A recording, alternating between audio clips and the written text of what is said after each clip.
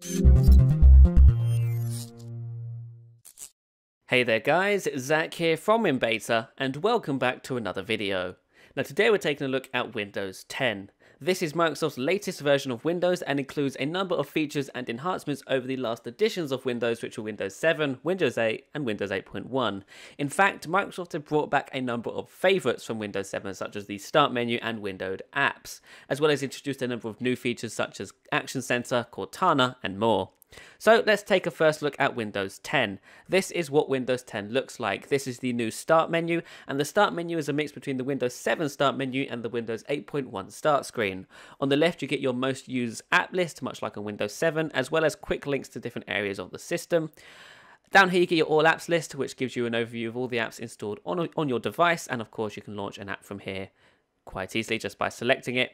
You've also got this jump view here, which allows you to jump easily between different app categories or whatever they're called, so by their first letter. So if I want to launch Edge, I can go to Microsoft Edge, go to M, and then Microsoft Edge is there. On the right you get your Windows 8.1 style tile UI, which can be customized to your liking. So I can resize tiles. Let's make you medium there, and let's drag another app here. Let's drag the People app, make you full screen, make you large, and then we can add one more app and fit you in there. I can also resize the Start menu, so I can make it taller or shorter or wider or thinner. So that's pretty great there, lots of different customization options. And if for those Windows 8.1 users who prefer the Start screen, you can also re-enable the Start screen by going into here. And of course, the Start screen is now re-enabled. You can also customize what shows up in the quick access area here. So we can see here you can actually customize what appears there by going into this area and customizing it to your liking, which is pretty great. Now, like I said, windowed apps are back in Windows 10. Windows 7 users, this isn't really a new feature for you, but Windows 8.1 users, you'll be glad to know that Windows 8 style apps now run in the desktop. So this is the Windows 8 Twitter app, and it's running within the desktop environment, much like any other desktop app. So I can launch File Explorer here, or Notepad. Let's launch Notepad. Notepad is already there. And as you see here, Twitter is still being treated as a normal app. And because of this, Microsoft has persist feature. So if I snap an app to the left, Windows is now intelligent enough to realize that I'm going to want to snap an app on the opposite side. So it gives me an overview of all the apps running on the system, and it just allows me to select one. So I can select File Explorer, and now File Explorer will be snapped on the opposite side. Windows 8 users who actually prefer running their apps in full screen mode can absolutely do so just by pressing the full screen button. It will take you out of the desktop experience and back into full screen mode. But I imagine most people will be using it on the desktop from now on.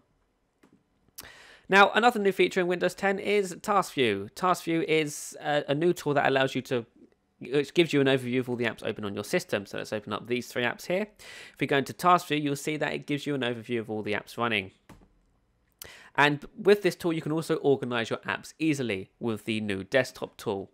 So this allows you to create multiple desktops. This creates an entire new desktop environment separate from the one you were just running. So it allows you to run new instances of apps. It's treated like an entire separate desktop. But you can move between apps, desktops quite easily just by going here like that and switching back and forth. And if there is an app that cannot run multiple instances and you select it within a new desktop, it will just switch you back to the old desktop quite easily and quite conveniently. You can also move apps between desktops by simply dragging them to the desktop of your choice like that, which is pretty great. Now, Cortana is also new in Windows 10. Cortana is your personal assistant. As you can see, when you launch her for the first time, she gives you an overview of your day. So tomorrow I have swimming. And of course, she also gives you like the latest news and other stuff. But she also watches things you ask her to watch. So down here, I asked her to keep an eye out on Microsoft News. And so she's done as I said. She's taken a look at Microsoft News. You can customize Cortana to your liking. There are a lot of things she will do for you. So you can choose how... here's one that I use all the time.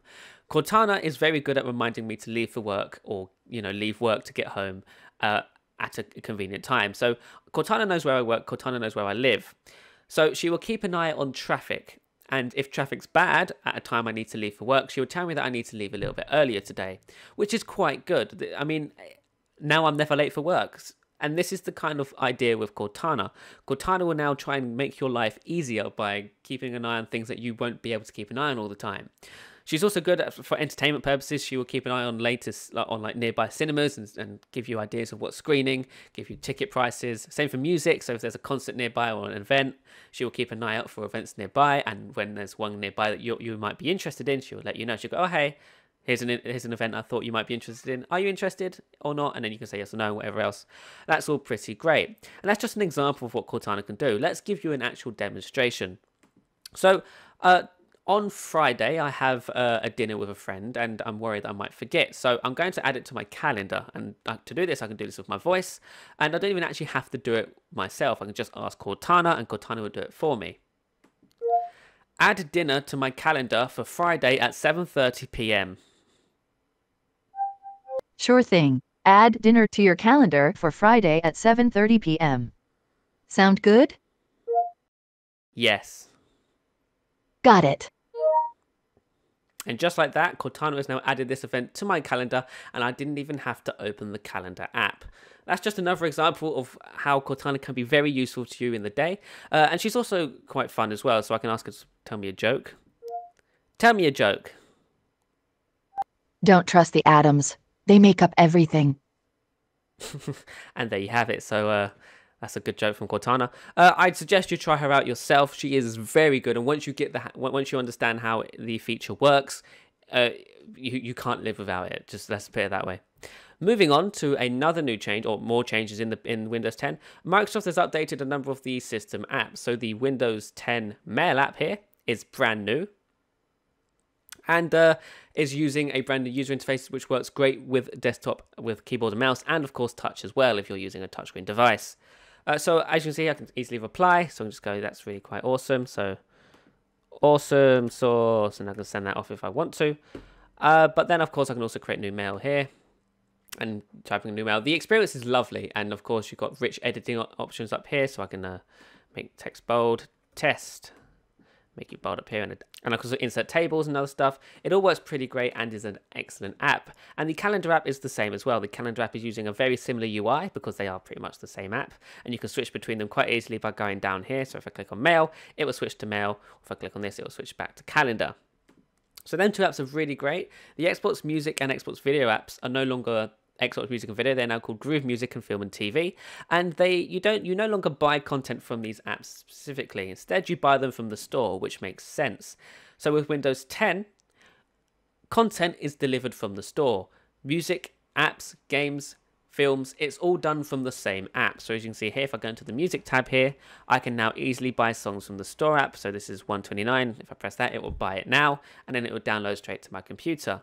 If you're a Groove Music subscriber, you can just stream music from the Groove app, which we're about to launch now. So if we launch the Groove Music app here, you'll see that this is my Groove Music collection. And of course, with this app, you will be able to stream instead of buying. Unless you're someone who prefers to buy their music, they can go straight to the store and buy their music from there. Same idea with the Film and TV app. So if we take a look here, to get content on the Film and TV app, you have to buy it from the store. It gives you a quick idea of apps that are or films and games that are featured, not games, films and TV that are featured. So you see, we've got this movie here. Clicking on it, and then it'll launch the store, and I can buy it straight from the store, which is fantastic. Now, Microsoft has built a brand new browser for Windows 10 called Microsoft Edge. This web browser is the new version of Internet Explorer. It isn't Internet Explorer. Those who wish to use Internet Explorer can absolutely do so still, as it's already built into the system. It's just hiding. You just need to do it by searching for Internet Explorer. And then there it is, Internet Explorer is there if you want to use it, but I'm not going to demo that today as Internet Explorer is boring. Let's take a look at Edge instead. Edge is a brand new browser in Windows 10, and it's sexy as hell. This is the homepage, and it's like kind of MSN style, but you also get, like, when you're using the browser more often than I am, you get your most used apps.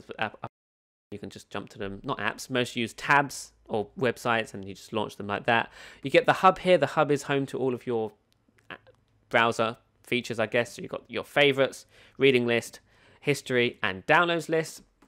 If we go to a website, let's go to winbeta.org. You might notice here, let's go to this page article. There's a new reading mode up here, and the reading mode is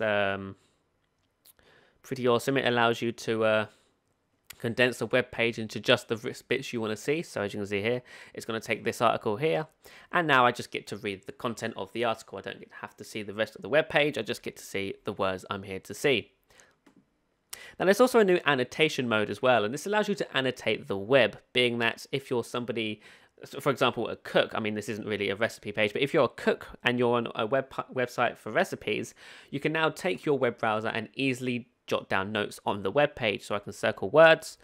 So let's see, let's go to the pen tool here, and let's circle this word here, and also add comments with my keyboard. So I can say, that's quite cool, and other stuff. So pretend this is a recipe page and I'm just taking notes for the recipe and whatnot. That's kind of the idea with Edge and the annotation mode. You can also highlight things, so I can highlight this word here and it's all pretty great.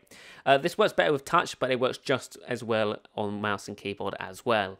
Now, one more thing I wanted to talk about in Windows 10 is the Action Center. Now, the Action Center is home to all of your notifications and quick access to a number of system tasks.